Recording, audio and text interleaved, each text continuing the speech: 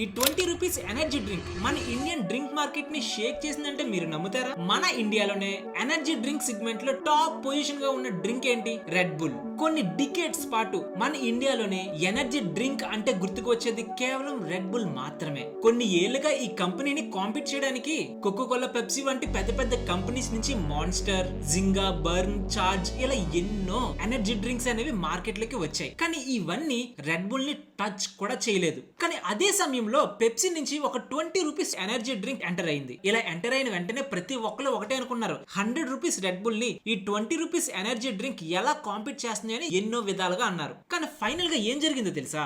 ఈ sting drink ఏదైతే ఉందో అది మార్కెట్ లో నెంబర్ 1 పొజిషన్ గా ఉండడం ఒక్కటే కాదు, రెడ్ బుల్ యొక్క మార్కెట్ ని ఇంతలా తీసుకొని ఎలా సక్సెస్ఫుల్ గా అయింది? అసలు మన ఇండియాలో ఇన్ని డికేట్స్ గా ఎన్నో కంపెనీస్ ఈ రెడ్ బుల్ ని ఎలాగైనా ఓడించాలి అని ఎన్నో ప్రయత్నాలు చేసిన ఈ పెద్ద పెద్ద కంపెనీస్ ఫెయిల్ అయినవి. ఈ పెప్సీ నుంచి వచ్చిన ఈ స్టింగ్ డ్రింక్ ఎలా గెలిచింది అండ్ బిజినెస్ లో ఎటువంటి స్ట్రాటజీస్ ని యూజ్ చేసింది, వీటన్నిటిని మీకు అర్థమయ్యే విధంగా క్లియర్ గా తెలుసుకుందాం పదండి. ఎనర్జీ డ్రింక్స్ గురించి మాట్లాడుకునే ముందు అసలు నార్మల్ గా మనం డ్రింక్స్ ఎందుకు తాగుతాం? రిలాక్స్ అవ్వడానికి, లేదంటే రిఫ్రెష్మెంట్ కోసం. అలాంటిది ఎనర్జీ డ్రింక్స్ ఎందుకు తాగుతారో తెలుసా? ఇన్స్టంట్ ఎనర్జీ కోసం. ఈ ఎనర్జీ డ్రింక్స్ లో ఎక్కువగా కెఫెయిన్ ఉండడంతో ఇన్స్టంట్ ఎనర్జీ వస్తుంది. కానీ అసలు ఈ ఎనర్జీ డ్రింక్స్ ఎప్పుడు స్టార్ట్ అయ్యాయి? 1987 లో ఆస్ట్రియాలో చాలా మంది ప్రజలు ఈ ఎనర్జీ డ్రింక్స్ ని ఎక్కువగా తాగుతూ ఉండేవారు. కానీ 1980s లో ఎక్కువగా పెద్ద పెద్ద కంపెనీస్ లేకపోవడంతో ఈ ఎనర్జీ డ్రింక్ ఏదైతే ఉంటుందో వాటికి ఒక పర్టికులర్ బ్రాండ్ అంటూ ఉండేది కాదు. ఈ డ్రింక్స్ ని ఎవరు పడితే వాళ్ళు తయారు చేసి మార్కెట్ లో అమ్ముతూ ఉండేవారు. దీనిని చూసిన ఒక కంపెనీ 1987 లోనే ఈ ఎనర్జీ డ్రింక్స్ ప్రతి దానిని ఆర్గనైజ్డ్ గా మ్యానుఫ్యాక్చర్ చేస్తూ ఒక ఎనర్జీ డ్రింక్ ని లాంచ్ చేశారు. అదే రెడ్ బుల్. ఈ రెడ్ బుల్ డ్రింక్ ఎంత సక్సెస్ అయిందో మనందరికీ తెలుసు. వీళ్ళ జీనియస్ మార్కెట్ స్ట్రాటజీని గమనిస్తే అథ్లెటిక్స్, స్టూడెంట్స్, వర్కింగ్ పీపుల్ ఇలా ప్రతి ఒక్కరికి వాళ్ళనే టార్గెట్ చేస్తూ అర్థమయ్యే విధంగా red bull gives you wings అని కేవలం 4 వర్డ్ సెంటెన్సెస్ తోటే వీళ్ళ జీనియస్ మార్కెట్ స్ట్రాటజీస్ ని యూజ్ చేయడంతో ఈ రోజుకి దాదాపుగా 165 కంట్రీస్ లో వీళ్ళు బిజినెస్ ని చేస్తూ ఉంటున్నారు. 1987 లో ఈ రెడ్ బుల్ కంపెనీ అనేది ఒక ఎనర్జీ డ్రింక్ సెగ్మెంట్ లోకి ఎంటర్ అవి ఆస్ట్రియాలో బిజినెస్ చేస్తుంది కదా. మరి మన ఇండియాలో ఈ ఎనర్జీ డ్రింక్ ఎప్పుడు స్టార్ట్ అయింది? 2001 లో కోకో కోలా కంపెనీ నుంచి 2001 లో ఒక ఎనర్జీ డ్రింక్ ని లాంచ్ చేసింది, అదే షాక్. కానీ ఆస్ట్రియాలో ఈ రెడ్ బుల్ డ్రింక్ ఎలాగైతే సక్సెస్ అయిందో మన ఇండియాలో కూడా ఈ కోకో కోలా లాంచ్ చేసిన షాక్ అనేది అంతలా సక్సెస్ అవ్వలేదు, ఫెయిల్ అయ్యింది. ఇలా ఫెయిల్ అయిన వెంటనే ఇతర కంపెనీస్ ఎనర్జీ డ్రింక్స్ ని మ్యానుఫ్యాక్చర్ చేయడానికే భయపడ్డది. ఇలా కొన్ని సంవత్సరాల తర్వాత 2008 లో పెప్సీ కంపెనీ నుంచి మరొక ఎనర్జీ డ్రింక్ లాంచ్ అయ్యింది, అదే సోబ్. కానీ ఆఖరికి ఈ పెప్సీ తయారు చేసిన ఈ సోబ్ ఎనర్జీ డ్రింక్ కూడా ఫెయిల్ అయ్యింది. ఆ టైంలో ఈ పెప్సీకి, కోకో కోలాకి ఏం అర్థం కాలేదు మన ఇండియాలో ఎందుకు ఈ ఎనర్జీ డ్రింక్స్ ఫెయిల్ అవుతున్నాయి అని. ఇతర దేశాల్లో రెడ్ బుల్ వంటి పెద్ద పెద్ద కంపెనీస్ మార్కెట్ లీడర్ గా ఉంటున్నప్పుడు మన ఇండియాలో అసలు మన ప్రజలు ఎందుకు ఎనర్జీ డ్రింక్స్ తాగడానికి ఇష్టపడట్లేదు? ఇలా ఎన్నో ప్రశ్నలు కోకో కోలాకి, పెప్సీకి వస్తూనే ఉన్నాయి. కానీ రెడ్ బుల్ కి తెలుసు కదా జనాలకి ఎటువంటి ఎనర్జీ డ్రింక్ కావాలో అని. సో అప్పుడు 2009 లో రెడ్ బుల్ మన ఇండియాలోకి ఎంటర్ అయింది. అప్పటి వరకు మన ఇండియాలో నార్మల్ డ్రింక్స్ ఏ టేస్ట్ అయితే ఉన్నాయో దానికి డిఫరెంట్ గానే ఈ రెడ్ బుల్ కంపెనీ మన ఇండియాలో లాంచ్ చేసింది ఒక ఎనర్జీ డ్రింక్ ని. ఇలా 2009 లో ఈ రెడ్ బుల్ ఎంత ప్రైస్ కి లాంచ్ అయిందో తెలుసా? 125 రూపీస్. ఆ రోజుల్లో 125 రూపీస్ అంటే చాలా ఎక్కువ. అయినా కూడా మన ఇండియన్స్ ఈ డ్రింక్ ని తాగడానికి చాలా ఇష్టపడేవారు. ఇలా 2009 నుంచి 2017 వరకు ఈ రెడ్ బుల్ కంపెనీ ఏదైతే ఉందో అది మన ఇండియాలో టాప్ నెంబర్ పొజిషన్ గా ఉంది ఈ ఎనర్జీ డ్రింక్ సెగ్మెంట్ లో. ఈ రెడ్ బుల్ ఏమీ తక్కువ కాదు, వీళ్ళ స్ట్రాటజీస్ చాలా ప్రీమియం గా ఉండేవి. దాని గురించి చెప్పే ముందు ఈ వీడియో గానీ మీకు నచ్చితే ఈ వీడియోని లైక్ చేయండి. ఈ లైక్ చేయడం వల్ల ఇంకా మరిన్నో బిజినెస్ కేస్ స్టడీస్ మీ ముందుకు తీసుకురావడానికి మాకు ఎంకరేజ్మెంట్ గా ఉంటుంది. ఒక్క లైక్ చేస్తారా? ఈ రెడ్ బుల్ కంపెనీ మన ఇండియాలో స్టూడెంట్స్ ని టార్గెట్ చేయలేదు. ఎవరైతే మన ఇండియాలో వెల్తీ పీపుల్ ఉంటారో అండ్ స్పోర్ట్స్ పీపుల్ ఉంటారో వాళ్ళందరినీ టార్గెట్ చేసింది ఈ రెడ్ బుల్ కంపెనీ. అందుకే వీళ్ళు ఇనిషియల్ గానే 2009 లో 125 రూపీస్ కి ఎంటర్ అయినా కూడా వీళ్ళు ఇన్స్టెంట్ గా సక్సెస్ అయ్యారు. రెడ్ బుల్ ఇంత సక్సెస్ అవడానికి వీళ్ళ ప్రీమియం స్ట్రాటజీస్ అని మాట్లాడుకుంటున్నాం కదా. మరి దీని అంతటిని చూస్తున్న మిగిలిన బ్రాండ్స్ ఈ ఎనర్జీ డ్రింక్ సెగ్మెంట్ లో ఆగుతాయా? ఆగవు కదా. ఎవరైనా సక్సెస్ అవుతున్నారు అంటే వాళ్ళు బిజినెస్ ని కాపీ చేసి ఎలాగైనా ఆ బిజినెస్ లోకి ఎంటర్ అవ్వాలి అని అనుకుంటారు. 2010 నుంచి 2009 లో 90 రూపీస్ రేంజ్ లో మాన్స్టర్ డ్రింక్ ఎంటర్ అయింది. 2012 నుంచి 2014 వరకు జింగా, Cloud9 లాంటి ఎనర్జీ డ్రింక్స్ అనేవి మన ఇండియన్ మార్కెట్ లోకి ఎంటర్ అవ్వాయి. కానీ ఈ కంపెనీస్ అన్ని ప్రైజింగ్స్ చాలా డిఫరెంట్ గా ఉండేవి. రెడ్ బుల్ 125 రూపీస్ ఉంటే ఈ మాన్స్టర్ 90 రూపీస్ మాత్రమే ఉండేది. అండ్ ఈ జింకా అండ్ Cloud9 వంటి ఈ ఎనర్జీ డ్రింక్స్ ఏవైతే ఉన్నాయో అవన్నీ 50 నుంచి 60 రూపీస్ మాత్రమే ఉండేవి. రెడ్ బుల్ నెంబర్ 1 పొజిషన్ లో ఉన్నది కరెక్టే, కానీ ఇతర డ్రింక్ కంపెనీస్ ఏవైతే ఉన్నాయో అవి కూడా కొంచెం మంచిగానే బిజినెస్ చేస్తున్నాయి. కానీ ఫైనల్ గా ప్రతి ఒక్కరు మంచి బిజినెస్ చేస్తున్నారు అని అనుకున్న టైంలో మన ఇండియన్ గవర్నమెంట్ కి చెందిన ఫాసై ఈ ఎనర్జీ డ్రింక్స్ కంపెనీస్ కి పెద్ద షాక్ ని ఇచ్చింది. మాన్స్టర్ వంటి ఎనర్జీ డ్రింక్స్ లో ఇన్స్టెంట్ ఎనర్జీ ఇవ్వడం కోసం కొన్ని కెమికల్స్ ని కలుపుతున్నారు. ఆ కెమికల్స్ కలపడం వల్ల మన హెల్త్ కి ఎన్నో ప్రాబ్లమ్స్ అనేవి వస్తాయని గమనించిన మన ఇండియన్ గవర్నమెంట్ ఆ డ్రింక్స్ ని బ్యాన్ చేసింది. ఈ ఎనర్జీ డ్రింక్స్ లో ఏవైతే ఈ ఇంగ్రీడియంట్స్ కలుపుతున్నారో మన హెల్త్ కి ఎన్నో ప్రాబ్లమ్స్ తెచ్చే ఇంగ్రీడియంట్స్. ఈ డ్రింక్స్ పైన కోర్టులో కేసెస్ అయ్యాయి. ఈ స్కూల్స్ అండ్ కాలేజెస్ దగ్గర అమ్మకూడదని ఎన్నో గొడవలు జరిగాయి. మరి ఆఖరికి ఏం జరిగిందో తెలుసా? ఈ డ్రింక్స్ అన్ని బ్యాన్ అయ్యాయి. మరి రెడ్ బుల్ కూడా బ్యాన్ అయిందా? కాదు. రెడ్ బుల్ లో మిగిలిన ఎనర్జీ డ్రింక్స్ లో ఏవైతే ఇంగ్రీడియంట్స్ కలుపుతున్నారో అంత ఎక్కువగా ఈ రెడ్ బుల్ లో కలిపేవారు కాదు. అందుకే ఈ రెడ్ బుల్ అనేది బిజినెస్ ని కంటిన్యూ చేసేది. కానీ ఇతర కంపెనీస్ ఏవైతే మాన్స్టర్, జింగా, Cloud9 ఉండేవో అవన్నీ బ్యాన్ అవడంతో చిన్న చిన్న ఎనర్జీ డ్రింక్స్ అన్ని క్లోజ్ అయ్యాయి. ఇలా బ్యాన్ అయిన టైం కూడా మన అసలైన హీరో స్టింగ్ ఇంకా రాలేదు. స్టింగ్ ఎంటర్ అయింది 2017 లో. చాలా ఇయర్స్ గా రెడ్ బుల్ అనేది టాప్ పొజిషన్ లో ఉంది కదా.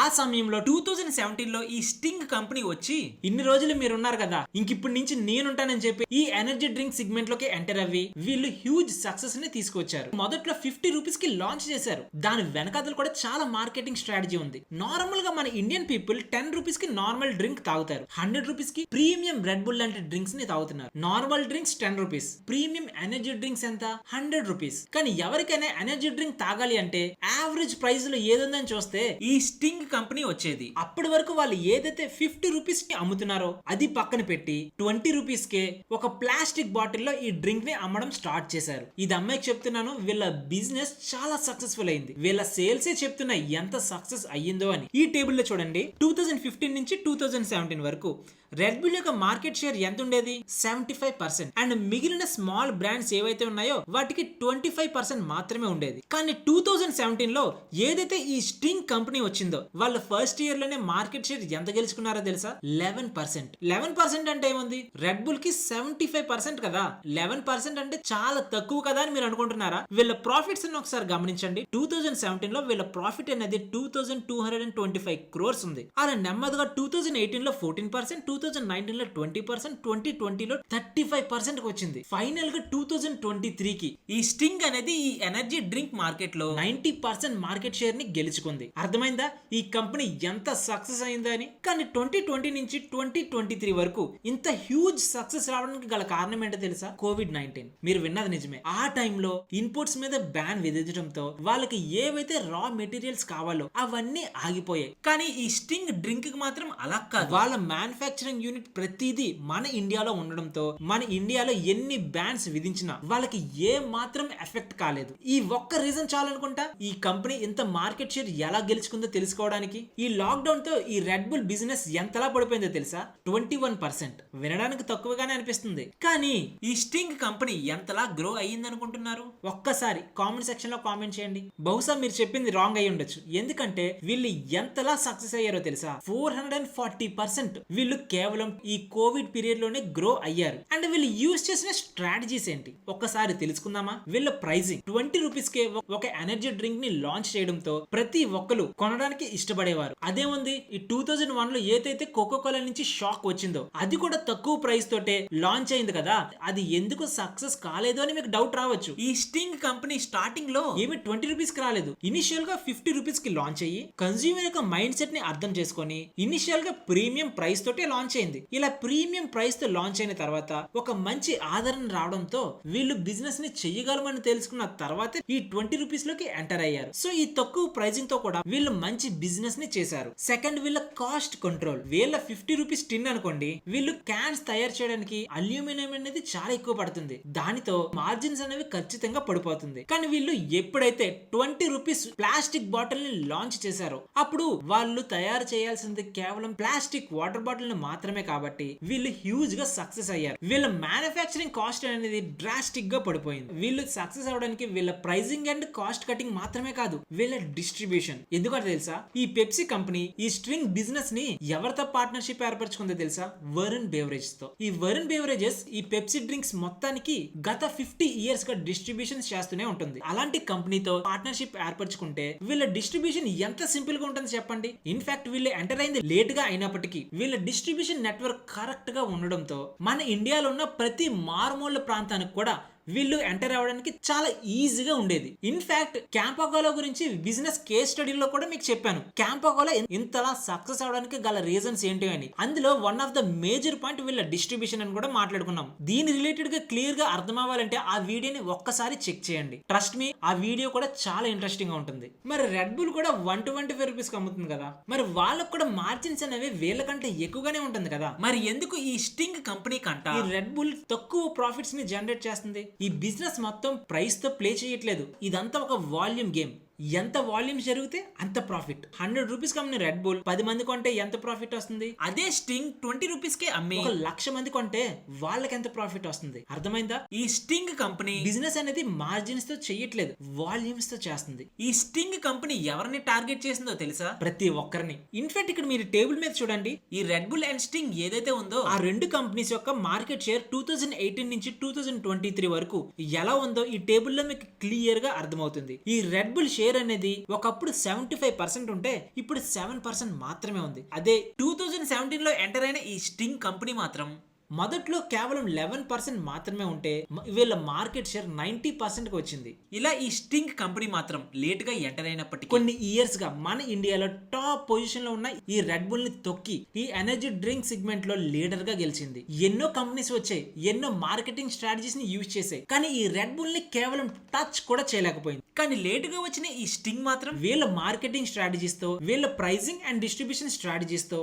కస్టమర్ యొక్క సైకాలజీని తెలుసుకొని వాళ్ళకు అనుకూలంగానే టేస్ట్ అండ్ ఎనర్జీ ఇస్తూ మన ఇండియాలో ఈ ఎనర్జీ డ్రింక్ మార్కెట్ సెగ్మెంట్ లో కింగ్ గా మారింది. ఈ డ్రింక్ గురించి మీరేమనుకుంటున్నారు? కామెంట్ సెక్షన్ లో కామెంట్ చేయండి. నెక్స్ట్ ఏ వీడియో తెలుసుకోవాలనుకుంటున్నారో కూడా కామెంట్ సెక్షన్ లో కామెంట్ చేయండి. ఈ వీడియో నచ్చితే లైక్ చేసి మన ఛానల్ ని సబ్స్క్రైబ్ చేయడం మర్చిపోకండి.